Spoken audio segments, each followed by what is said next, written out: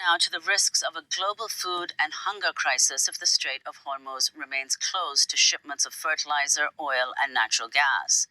The Food and Agriculture Organization, or FAO, warned last week that a prolonged crisis in the Strait could lead to a global food catastrophe due to rising oil prices and disruptions to the fertilizer supply chain. A top United Nations official echoed the FAO's warnings Wednesday, saying that the closure of the strait was creating a crisis in the agricultural industry in Asia and Africa. According to the FAO, India, Bangladesh, Sri Lanka, Somalia, Sudan, Tanzania, Kenya, and Egypt are among the countries most at risk from the strait remaining closed. Jorge Moreira da Silva, executive director of the UN Office for Project Services, said the UN has established a task force focused on fertilizers and supplies of raw materials in order to prevent a humanitarian crisis. The disruption of the Strait of Hormuz can push 45 million more people into hunger and starvation. So clearly we need to do something. And that's why it's so important that the UN is ready through this mechanism. Before the war, 1/3 of the global fertilizer trade, as well as roughly 1/4 of crude oil and 1/5 of liquefied natural gas, passed through the Strait of Hormuz, but tanker traffic has essentially come to a standstill for nearly 2 months. For more, we're joined now by Adam Khanieh, who's been closely following this. His latest piece in the Financial Times is headlined "The Coming Global Food Crisis." The coming global food crisis.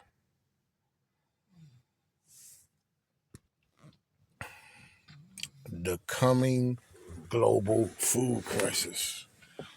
So these are the times that we're in. Once again, doom and gloom prophets, meek servants.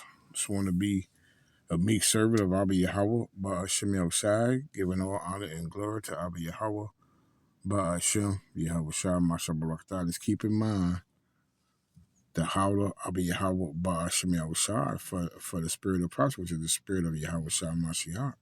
Barakatah upon the men of David, that's in the highways and the byways, presenting their tabernacles and living sacrifice, holy and acceptable unto Abba Yahweh, Ba'ashem Yahushai Mashiach, the Howler for the men of David, the 144,000, the Yaikwat and the children of Yasharallah. So you have the looming food crisis. Why the Straits of Hormuz, right? They're going into the Straits of Hormuz. Because what this is doing is creating a famine. Okay, Esau is the wicked. Trump is the cruel Lord, right? Isaiah 19 and 2 or 3 or 4, I believe. That cruel Lord. All right. So this is hurting USA, the daughter of Babylon. And the world. This is an earth crisis. Let's check this out right quick before I bring some precepts out. Hi, my name is Olivia Avery, supervising attorney here at Wilshire Law Firm, and this is Attorney Spot. Right? Kansas's greatest cash cow could be at risk as the Iran war wages on and the key shipping lane remains blocked. Farmers are feeling the impact, and one of the main economic drivers of the state could take a hit. Our Capitol Bureau Chief Rebecca Chung spoke with farmers who are caught in the crossfire. It changes the population depending on the productivity of the soils. Over in Valley Falls, Kansas, Craig Gigstad is tending to his soybean crop each day. And like other farmers, hoping for the best. Because of how expensive it's gotten, how much are you spending on fertilizer compared to what you would have spent maybe years ago? Well, let's say compared to 5 years ago, we're over 100% higher. Frustration is boiling over as tensions rise overseas. The Strait of Hormuz is a key pathway for phosphate fertilizer and key ingredients like sulfur, what Gigstad and farmers across the state need to help their crops grow. There's just so many factors we can't control. Obviously, the weather, the markets. We're price takers, not price makers, and have been forever. And we study the markets all we can. But again, there's things that we think we understand about the market, but then something will come along. The price of fertilizer is skyrocketing since the strait's been blocked. About 1/3 of the world's nitrogen fertilizer. It's going down, Israel. It's plain to see. It is clear. It's going to intensify. It's going to intensify, right? I ain't going to be long in this one. It's going to intensify. Second edges, let's see, 16. Let's see where I want to start. This is what we coming into. We come into some scary doom and gloom days, Israel. And it already started. We in it already. Prophet Esdras, a Hebrew Israelite, they are Israelites. Woe is me. This is a prophet, a man of Abba Yahweh Ba'ashim Yoshai. He's going to be here in the time that this will be going on. So the prophets are back in their lot. Woe is me, woe is me. Who will deliver me in those days? This is how scary it's going to be. Doom and gloom, right? It's all about doom and gloom. The beginning of sorrows. You see, you're hearing about it. And great mournings. The beginning of famine. And great debt. You see, it's all coming. Nothing but bad. Only evil is coming, right? Ezekiel chapter 7 and 4. Evil and only evil. It'll watch it for you. Only evil, only bad times. It's time to repent, Israel, and turn to the God of Abraham, Isaac, and Jacob. Just stop the madness. Stop the folly. Stop it already. And great debt, you see, this is what you facing.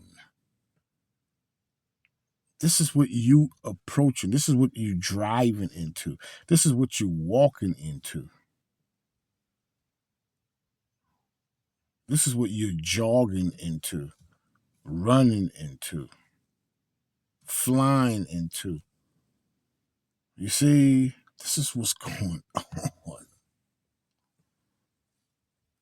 The Most High said he should do all his counsel. His counsel should stand. He will do all his pleasures. This is what's coming upon the earth. This is another earth crisis, a world crisis. It's judgment time. And it's mainly going to hit USA the hardest, the sinful kingdom, right? The beginning of great sorrows and great mournings. The beginning of famine and great debt. The beginning of wars, you see, the Straits of Hormuz, dealing with Iran and America, with Israeli and Iran, with Israeli and Palestine, with Ukraine and Russia, with Taiwan and China, so forth and so on. And the power shall stand in fear, meaning the rulers of the earth, starting with the banking family, the Rothschild, the Edomites. The beginning of evils. What shall I do when these evils shall come? Behold, famine and plague, tribulation, and anguish are sent as scourges for an amendment. The Most High ain't playing Israel. He's angry. But for all these things, they shall not turn from their wickedness. Talking about you Hebrew Israelites. Because the Most High don't give a damn about these other nations. They was never given the law, statutes, commandments, and judgments and testimony. Nor be always mindful of the scourges. The Most High said, behold, victuals shall be so cheap, and that's the time that you're in. But it's going down. You hear what the farmers are saying. You hear what's going on. You see what's going on. We bringing out the prophecy. You see USA coming to an end. You see it. Behold, victor shall be so good and cheap because it's still affordable. Though it's not affordable, but you're still in a position to buy it. You're still cooking. You ain't stopped cooking yet. You're still eating. You're still buying fast food, takeout, DoorDash, whatever. So dough is hella high, but you still in a position, you're still doing it. You're still doing it.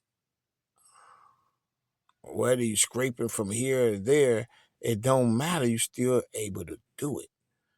So victuals shall be so good and cheap, see, upon earth that they shall think themselves, because a lot of our people, 2/3 of our people and these heathens think themselves to be in the good case. Our people still trying to get turned up, still planning a trip. You see what I'm saying? To be in a good case, you still think you're in a good case, and even then, the Most High said, "Shall evils grow upon earth." Sword mean destruction, famine, and great confusion, and this is why there's the land of Babylon. This is why this place is spiritually Babylon. For many of them that dwell upon the earth shall perish of famine. You see, a whole lot of people are going to die. A whole lot of people going to what? Perish of famine.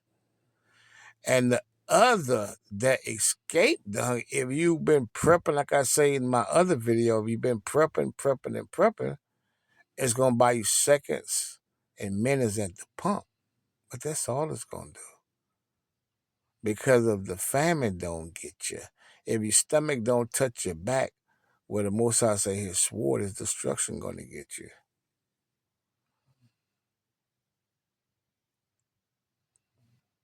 Other that escaped the hunger shall the sword destroy, you see? The other is those that had money, had the means to prep. See, they had the monies to prep. See, they had the monies, because money is a defense. The Bible says money is a defense. So they had the means.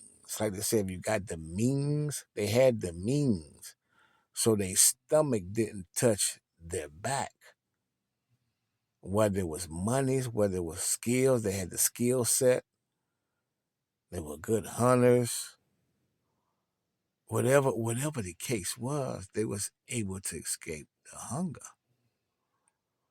But the Most High said his sword shall destroy.